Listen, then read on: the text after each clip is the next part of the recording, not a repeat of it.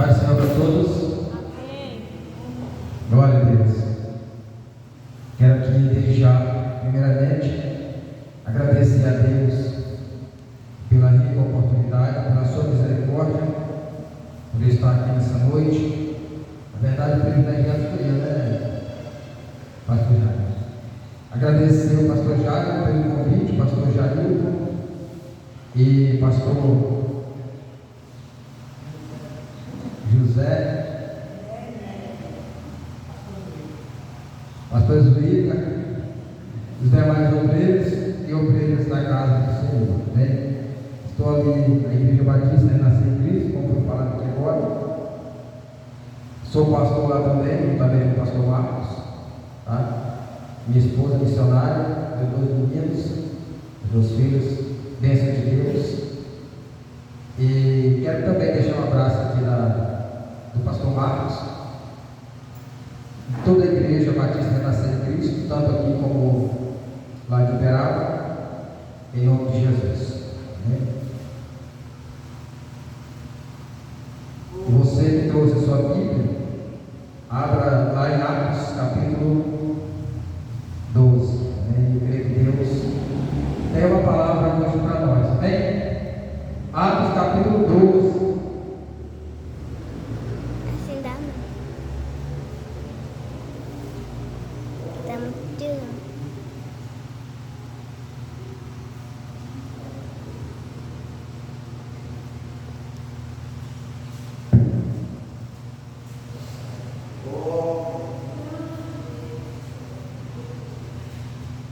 Como que te... Encontraram aí? Amém? Atos capítulo 12 diz assim: por aquele mesmo tempo mandou o rei Herodes prender alguns da igreja para os maltratar, fazendo passar o fio da espada a Tiago, irmão de João. Vendo isto agradar os judeus, prosseguiu prendendo também a Pedro, e eram os dias dos pães asmos.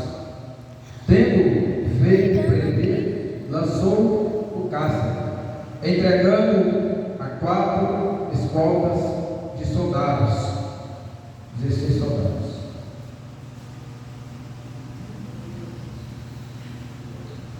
Cada uma, para o guardarem, tensionando apresentá-lo ao povo depois da Páscoa. Pedro, pois, estava guardado no cárcere, mas havia incessante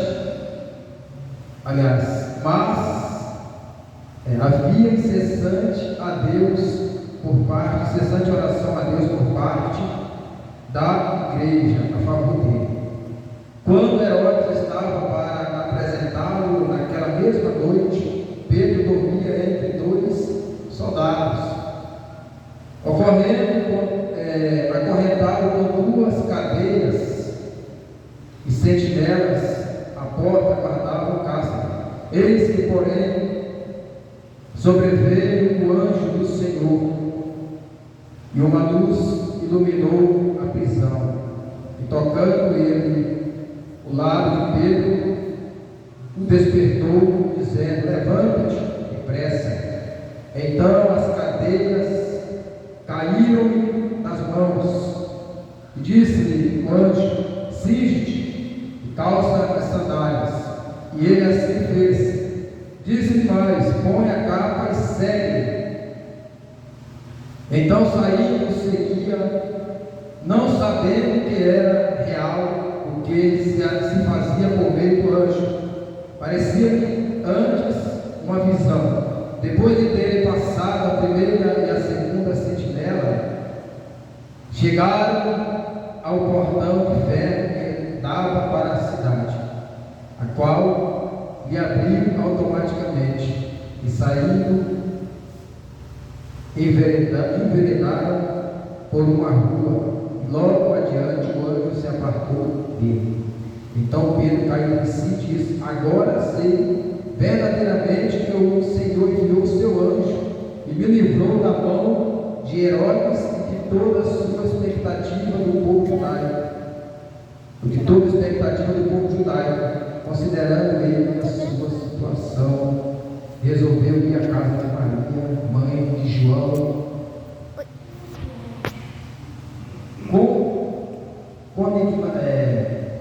esse nome é aquele cognominado Marcos, onde muitas pessoas estavam congregadas e oravam.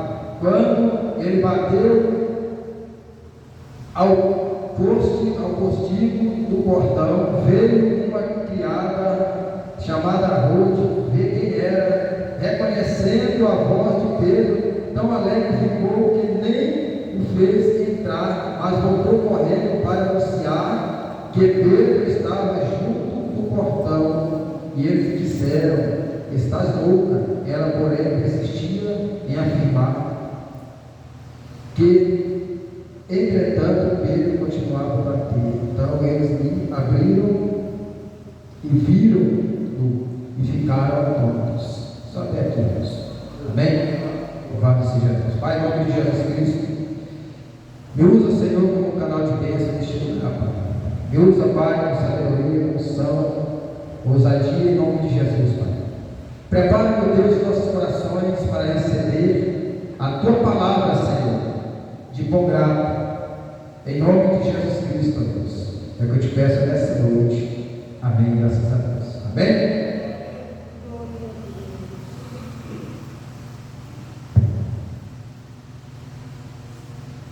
Irmãos, eu vou dar um tema para essa pregação de hoje. O tema é a importância da oração.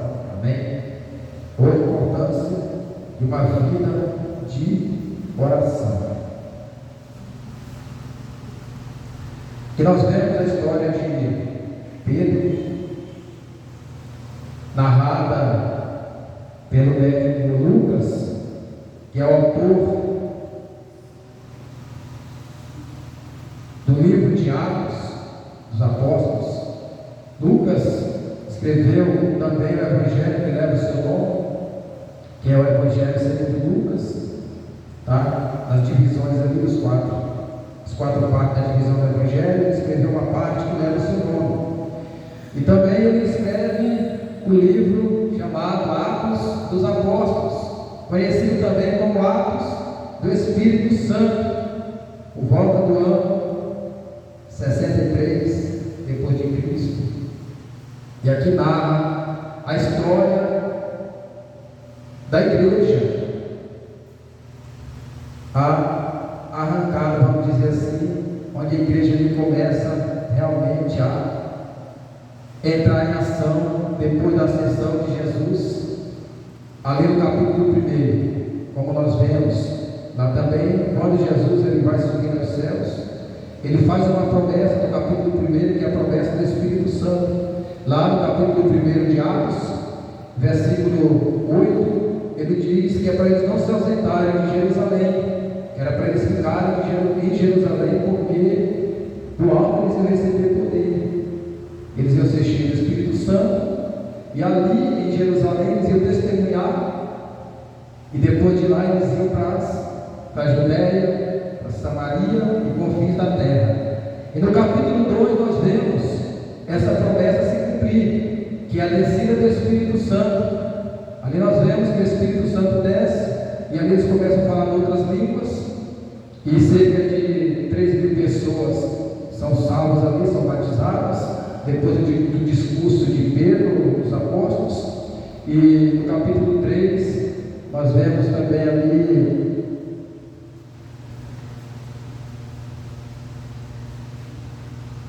a cura de um coxo, tá? E também outro discurso de Pedro no templo, ali onde Pedro estava relembrando o povo acerca da promessa. Os profetas falaram de Jesus, Samuel, Moisés, ele estava falando sobre o Messias. E no capítulo 4 ali, Pedro e João, eles são presos, tá? São presos ali. E no capítulo 5 nós vemos a morte de Ananias e Safira. E no capítulo 6, a ascensão dos diáconos, que é a escolha dos diáconos. E no capítulo 7, nós vemos também o discurso de Estevão e a sua morte. E no capítulo 8, a primeira e grande perseguição aos cristãos em Jerusalém.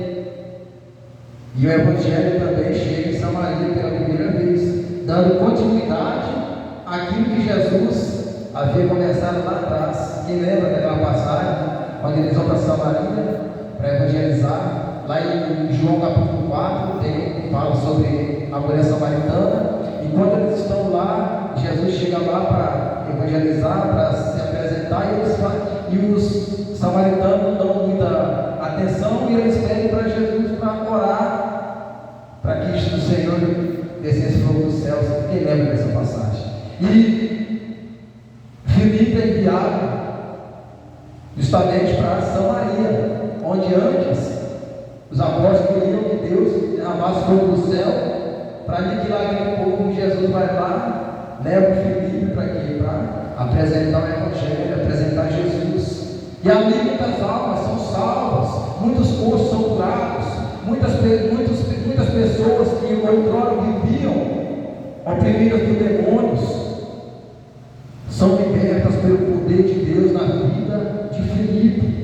E a obra ali é tão grande que Deus envia João e Pedro para olhar lá e com certeza implantar uma igreja ali. Amém?